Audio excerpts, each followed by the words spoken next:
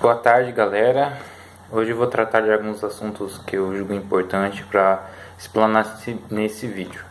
O primeiro deles é que hoje é o leilão de 3 distribuidoras da Eletrobras, incluindo uma do meu estado, que é as Centrais Elétricas de Rondônia, Ceron, uma em Roraima e uma no Acre. Então hoje vai ser o leilão delas. E isso está, de certa forma, causando um pouco de rebuliço. Porque os trabalhadores dessas companhias não querem a privatização, porque temem pelos seus empregos, pelo aumento das tarifas, que uma empresa privada não vai querer investir em lugares que não dá lucro e aquela coisa. Então hoje vai ser o leilão dessa estatal. Leilão de 6 distribuidores que o governo federal quer se livrar. Por quê? Porque tá dando prejuízo, né? Prejuízo só do Amazonas está na casa de 10 bilhões. Em Rondônia dá 1 bilhão. Isso é um bom dinheiro, né? Vou até mostrar aqui. Tô com o link da página do G1. Em julho, o governo vendeu a do Piauí para uma empresa que é a Equatorial Energia. O leilão é daqui a pouco, né? Às 15 horas horário de Brasília, lá em São Paulo, na B3. Então, o governo tem uma preferência por empresas que favoreçam o desconto na tarifa, aquela coisa. Então, as distribuidoras são a da Amazonas, né? Amazonas Distribuidora de Energia S.A., Boa Vista Energia, Centrais de Eletricidade do Acre, Companhia Energética de Alagoas, Companhia Energética do Piauí, que foi vendida, e as Centrais Elétricas de Rondônia. Aí ele fala assim: quem vencer o leilão vai ser quem oferecer maior desconto em cima do reajuste concedido pela ANEEL. Esse desconto é conhecido como deságio. Se todos os concorrentes abrirem mão de todo o reajuste, ganhará a disputa quem paga o maior valor pela outorga para a União. Ó, os gatinhos de novo. Ah, meu Deus. Gato é animal foda. Então o que acontece é o seguinte: tem pessoas que defendem e são contra a privatização. Muitas é pela questão que o governo tem que prover esse tipo de serviço, né? E o governo ele tem a obrigação, porque é uma questão social e tudo mais. Tem gente que não, que na mão da empresa, da mão das empresas privadas vai ter mais eficiência, mais competitividade, aquela coisa mais, que o serviço vai melhorar por um preço menor. Então a gente entra em outras situações, que são dois lados, um lado defende e outro lado é contra. Normalmente porque são pessoas que umas querem um Estado mais enxuto, né? E outras querem que o Estado faça o bem-estar social, por exemplo. Dê toda de educação, saúde, segurança, mas também outros serviços, como bancos, energia, água, saneamento, que são todas as companhias de governo. E criticam as privatizações, mas há 20 anos atrás a Telebrás foi privatizada e o serviço aumentou. Claro, com todas as deficiências das operadoras de telefonia, mas era uma companhia. Hoje você temos 4 operadoras de celular principais, algumas de âmbito mais regional, mais restrito, mas enfim. Mas você vê que, por exemplo, temos empresas estatais que não estão correspondendo à eficiência do serviço e elas detêm um monopólio. Por exemplo, os Correios. Os Correios hoje é uma empresa que com monopólio dá prejuízo. E você fica entendendo como uma empresa que ela tem um mercado e dá prejuízo. Que nem aquela coisa, nós colocamos em empresas importantes do governo por indicações políticas, pessoas que não entendem nada de nada, só estão lá porque o partido que ganhou as eleições coloca seus apadrinhados e faz elas caber desemprego. Isso é muito ruim porque as pessoas que estão lá, que são indicações, elas vão sempre tomar decisões políticas, de interesses do partido, do governo, e nunca com uma questão mais técnica. Apesar que criticam muito, mas as empresas privadas visam lucro, mas por que o lucro é errado? Claro, se uma concorrência, se a empresa crescer, deter o monopólio, ela vai, se ela querer ter monopólio, você sabe que quem tem monopólio tem um serviço ruim. E monopólio é uma coisa ruim, tanto de empresas públicas como privadas. Mas se houvesse uma competição, com certeza quem oferecer o melhor serviço vai sair ganhando. Por exemplo, alguns anos atrás aqui tinham poucos supermercados. Com o passar dos anos vieram mais empresas de supermercado e tal, vem mais lojas. O preço foi caindo porque tem um supermercado aqui que você tem esse cadastro no aplicativo, você dá, e nesse aplicativo ele te dá desconto nas compras. Em alguns produtos você tem um desconto até de 40%, 50%. Tem um atacadão que tem preços bem baixos mesmo, então para quem compra em grandes quantidades, então é muito interessante esse tipo de mercado.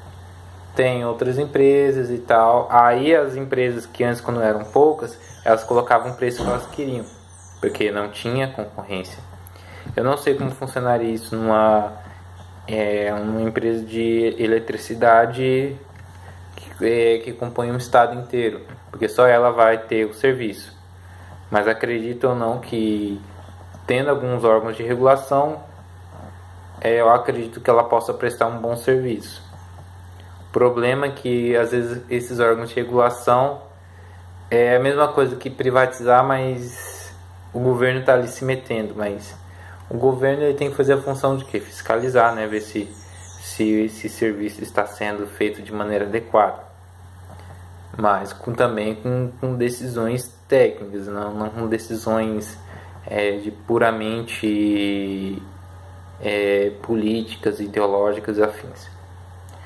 Também temos o problema também de empresas de saneamento, né, de abastecimento de água, que, por exemplo, aqui em minha cidade e na capital é estatal, é do governo estadual, a CAERD, que às vezes tem problemas de muitos anos com abastecimento, com queimas de bomba, com problemas em adutores, enfim, não vamos entrar nesse detalhe. E são empresas que dão um determinado prejuízo. E tem também a intenção de entregar para a iniciativa privada. Em algumas cidades aqui já é outras empresas que detêm esse tipo de serviço. No entanto, cada cidade é uma realidade também. E acredito ou não, mas eu acredito que o Estado ele tem que manter atuações em coisas realmente importantes que ajudem a população. Por exemplo, nós pagamos altíssimos impostos para pouco retorno. Mas, por exemplo, o governo ele tem que cuidar do quê? Saúde, educação, segurança, né? Segurança. Também pela questão dele não atrapalhar muito a economia. O governo não pode ter muita intervenção, senão afugenta investidores. O governo tem que investir realmente em pesquisas, né, em ciência e tecnologia. Claro, ele não pode se furtar disso. Algumas empresas estratégicas, por exemplo. Eu não acho que a Petrobras deva ser vendida, mas, no entanto, só ela ter um monopólio também é uma coisa ruim. Que nem, por exemplo, nós temos dois bancos públicos, né? A Caixa e o Banco do Brasil. É uma coisa até redundante, né? Por que não só? Por que não, por exemplo, só o Banco do Brasil? Para que a Caixa? Mas parece que a Caixa foi por outro motivo e ficou como um banco. Aí temos dois bancos públicos, aí tem os estados também, né? E são coisas que incham o Estado, né? Porque incham porque tem os funcionários públicos, tem e tudo mais, e às vezes o serviço não é adequado, é inchado, o estado inchado requer mais e mais impostos, e também tem a questão da corrupção. Claro que na realidade que vivemos também um estado mínimo também não daria muito certo, né? Por conta que tem muitas pessoas ainda em situações de carência e depende muito de serviços públicos. Mas, por exemplo, qual que é o sentido de ter uma empresa de telefonia pública?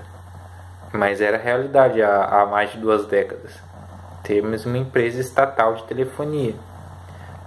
E porque às vezes precisamos até por exemplo, imagine se tivesse uma companhia aérea estatal. São coisas que são desnecessárias. Não que não são desnecessárias, não são importantes, mas eu acho que o governo tem que focar no essencial. Outro assunto que eu queria também tratar, a questão do IBGE. O IBGE falou que agora somos 208 milhões de habitantes e que essa população ela vai decrescer nos próximos, a partir de 2048. Eu vou procurar a reportagem. Eu até não concordei, que parece que eles tiraram 5 mil habitantes da minha cidade. Eu acho que tá errado isso aí. Mas enfim, vamos comentar sobre isso e por que também isso é uma coisa importante. O Brasil tem mais de 208,5 milhões de habitantes, segundo o IBGE. Ali fala que 24% dos brasileiros vivem nas capitais. Menos de 1% dos municípios têm 500 mil habitantes e apenas 3 têm menos de 1.000. Realmente, essa questão é o seguinte: foram criados muitos municípios de maneira desordenada. E esses municípios não têm condições de se manter. Eles não conseguem se manter. E também a gente volta na outra questão, né? Como o recurso, sempre a maior parte fica em Brasília, não volta para os municípios, e os municípios ficam deficitários. Então por exemplo, para que um município de menos de 1.000 habitantes, acho que até município de menos de 5 mil habitantes não deveria ser município. No entanto, tem distritos com 10 mil habitantes, 21 mil habitantes, que também é um contraponto, né? Um contrassenso. Por exemplo, tem um distrito do município de Porto Velho que tem 12 mil habitantes, maior que muitos municípios do próprio estado. E tem escolas, tem postos de saúde, tem até lojas, né? Agências bancárias. Mas é um distrito de Porto Velho. Eu acho que é o caso de Jaci-Paraná, Extrema também já tem uma população considerável, e são distritos. E pelo jeito eles não vão ser emancipados. Agora tem cidades do interior que são praticamente vilas e são municípios. Então existe muito interesse, né? Muito interesse na criação de municípios, até mesmo de unidades federativas. Alguns anos atrás existia a proposta de desmembrar o Pará em 3 estados, mas fizeram um plebiscito. Só que como a maioria das pessoas aqui residiam na capital paraense, elas votaram em não, e é na capital que mora a maior parte da população, isso pendeu para que nenhuma dessas unidades federativas fosse criada, no caso Tapajós e Carajás. Como a maior parte da população da capital, Belém, que é mais populosa, junto com a segunda maior cidade populosa é da região metropolitana de Belém, que é Ananindeua, eles perderam e aí não foram criados nem Tapajós nem Carajás. Mas é um estado gigantesco. Outro estado gigantesco também é o Amazonas. Só que é um estado com uma população de 4 milhões de habitantes, sendo que 2 vivem em Manaus e o resto no interior. Mas são municípios em grande parte poucos populosos. Então, às vezes criar um estado com toda a infraestrutura, mais 3 senadores, mais deputados federais, mais criar uma Assembleia Legislativa, deputados estaduais, criar um palácio do governo para ter um governador, para ter um vice-governador, para ter todos os órgãos estaduais. Seriam também um custo muito grande para a União também, para essa população que vai arcar com novos órgãos. Será que muitos desses órgãos iam ser desmembrados ou iam ser criados do zero? Por exemplo, tem sedes de órgãos estaduais no interior. Mas será que eles iam aproveitar que entra grana no negócio, eles iam criar outras? Não sei. Mas, por exemplo, será que haveria o desmembramento? Mas ia ter a sede, né? Será que como que seria essa sede? Então ia custar muito caro. No entanto, você vê que são lugares que o poder fica muito longe da população, como é no Pará, no Amazonas e em outros estados. O poder está muito longe da população. O governo está num canto e boa parte da população está em outra. E são estados com grandes problemas de infraestrutura. Eu pretendo mesmo fazer um vídeo comentando sobre a BR-319, que eu que já cruzei ela mais de uma vez. Eu queria fazer um vídeo sobre, né, comentando sobre essa BR. Mas a questão é a seguinte, que muitos dessa população, eles têm os repasses do governo, entende? Então, se colocar mais, por exemplo, o repasse é maior. E se tiver menos, o repasse é menor, óbvio. Então aqui, que em 2001, que é há 17 anos atrás, a população era de 172 milhões e 3 milhões de habitantes. A população brasileira cresceu 21%. A taxa de crescimento da população em relação a 2017 essa taxa foi de 0,82%. Então, qual que é o principal destaque que está na matéria? Que 21,8% da população do país vive no estado de São Paulo. Realmente é o estado mais populoso. Apenas 3 estados do norte têm população de menos de 1 milhão de habitantes, que no caso é Rondônia, Tocantins tem. Rondônia não, desculpe. Acre, Roraima e Amapá. Rondônia tem quase 2 milhões de habitantes, meu Deus. E que 23,8% da população vive nas 27 capitais. Esses gatos estão aprontando. Mais da metade da população, 57%, vive em 5,7% da população do país. Com certeza, né? Então, o que acontece? Muita dessa população vive densamente em grandes regiões. E isso causa um grande problema de infraestrutura, caos social e grandes problemas, aumento da criminalidade. A questão também do saneamento e poluição. Muita gente concentrada num lugar só. E você vê boa parte da população, boa parte do país não é tão ocupado. E dos 5.570 municípios, apenas 46 têm mais de 500 mil habitantes. Aí fala que o município mais populoso é São Paulo, com 12 milhões de habitantes. O menor município é Serra da Saudade, com apenas 786 habitantes. Como que um município desse é município? Não era mais fácil se fundir com outro município e virar uma espécie de distrito? É um prefeito a menos, vereadores a menos para manter. E aí aquela coisa, além de Serra da Saudade, apenas outros 2 municípios têm menos de 1.000 habitantes. Borá, com 836 no estado de São Paulo, e Araguainha, Mato Grosso, com 956. Pra que são municípios? Meu Deus do céu. Deve arrecadar quase nada, cara. Como que vai manter uma secretaria de saúde, e tudo? Uma prefeitura? Acho que quase toda a população deve trabalhar para o governo, não sei.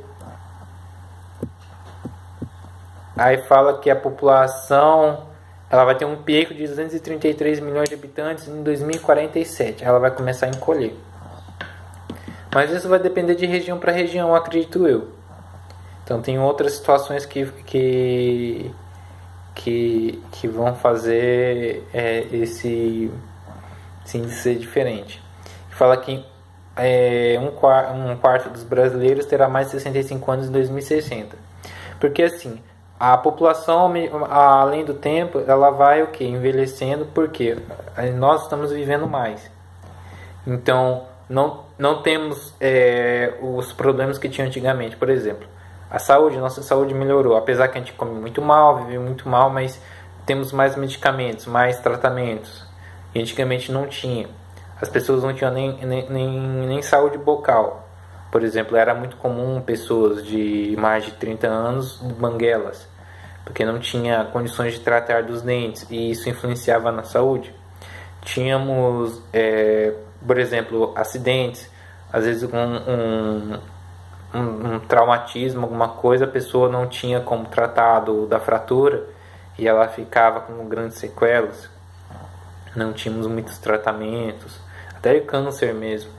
Não tínhamos, por exemplo, condições hospitalares boas e tudo mais. Então hoje a população tem mais acesso a mais situações que façam essa população viver mais.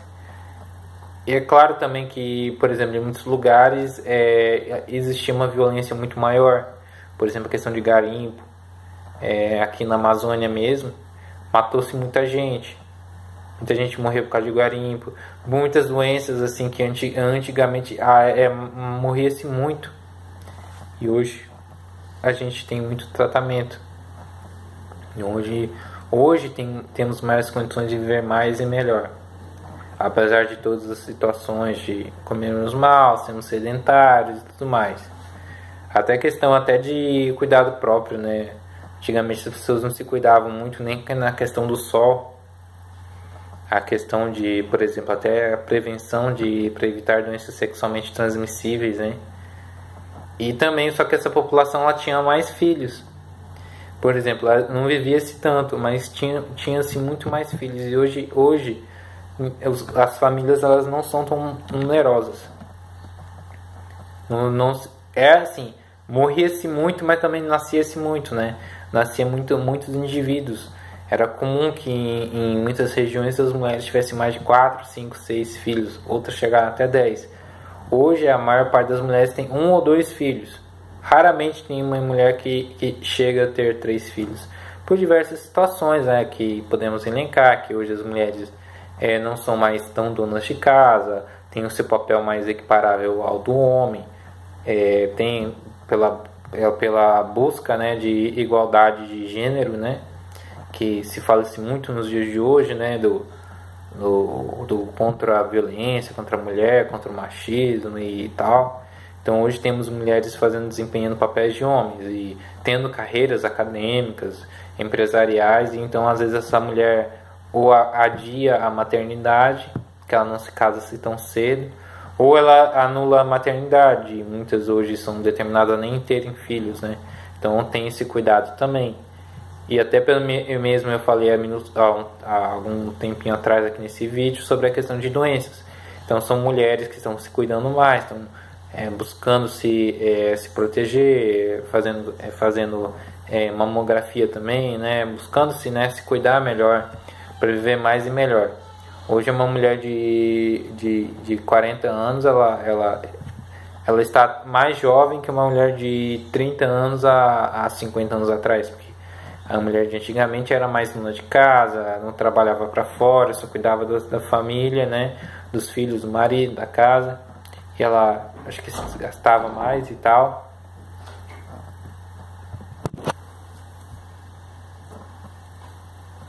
Acho que eu me perdi no raciocínio, a gente estava falando das mulheres, né? Então hoje a mulher não tem tantos filhos como antes, né? Apesar que existem regiões que a taxa de natalidade é muito maior. E também pela questão social também tem muitas moças, né? Muitas meninas ficam grávidas muito cedo, né? Isso também deve contribuir de certa forma nessa população. Eu conheço uma moça, né, eu não vou falar quem é, por uma questão de ética, né, é que eu conheço que ela está grávida do sétimo filho aos 23 anos de idade, ela vai fazer 24 e está grávida do sétimo filho. Então, por uma questão daquela não teve tanto acesso à prevenção, né, e também por uma questão também de consequência, né, ela teve o primeiro filho com 15 anos. Hoje ela vai fazer 24, está grávida do sétimo filho. Então é uma coisa muito interessante que muitas pessoas, depende de região para região. E agora também entrou também na questão também da migração da Venezuela para o Brasil, né? Sobretudo sobre Roraima. Esse estado teve um crescimento muito grande.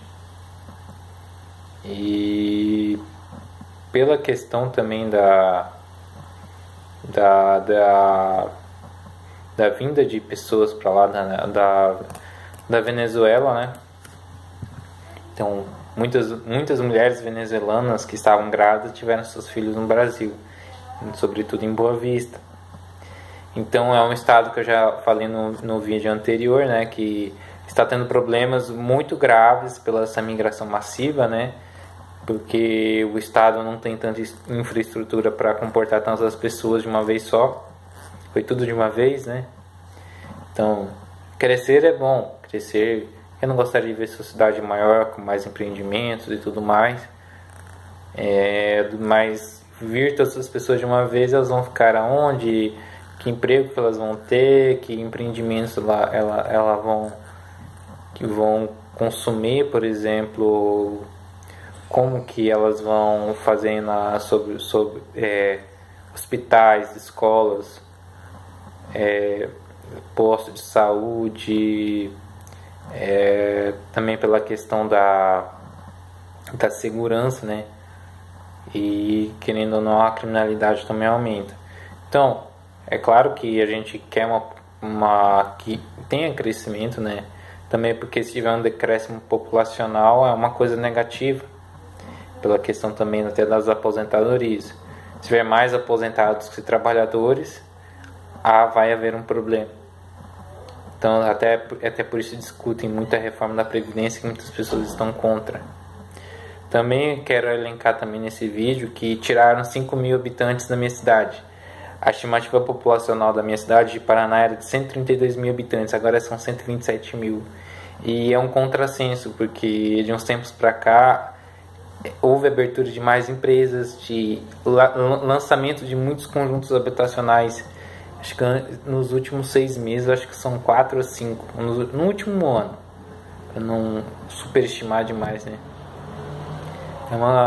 Só essa semana eu vi 2, estão sendo anunciados dois conjuntos conjuntos habitacionais, loteamento, né? Que eles pegam onde era a parte que era a zona rural e vai se anexar a parte urbana da cidade, vão fazendo toda aquela infraestrutura de ruas, calçadas e meio fio. Vieram muitas empresas para cá, inclusive o Atacadão acho que tem 6 meses que o Atacadão inaugurou em janeiro, tem 7 meses. Então tá vindo mais empresas para cá e tudo. Conjuntos habitacionais, o trânsito está cada vez mais pior aqui, que a cidade não foi criada para ter tantas pessoas, né? Ela foi crescendo de maneira desordenada. Você vê também um pouco do problema social aumentando e está dizendo, não, 5 mil pessoas foram embora da cidade. Ou não tinha 5 mil habitantes antes, não existia esses 132 mil, existia um pouco menos, e agora tem 127 mil. Quem será que tá certo? E teve até um aumento de eleitores na cidade, né? Que com cadastro biométrico, muitas pessoas fizeram seu recadastramento, né? Para você votar na biometria, né? Que eu mesmo já fiz. E houve um aumento da população de eleitores. Então, eu acho que ou eles erraram a metodologia ou colocaram que a cidade tem menos do que ela realmente tem. Eu não acredito que o meu município tenha apenas 127 mil habitantes. Eu acredito que ele esteja uns 137 mil a 142 mil. Chuto eu, pela questão também do aumento que eu vejo pela minha percepção empírica. Mas daí eu não sei como eles fizeram essa metodologia. Eu acredito que o censo 2020 vai corrigir essa distorção. Por esse vídeo é só isso.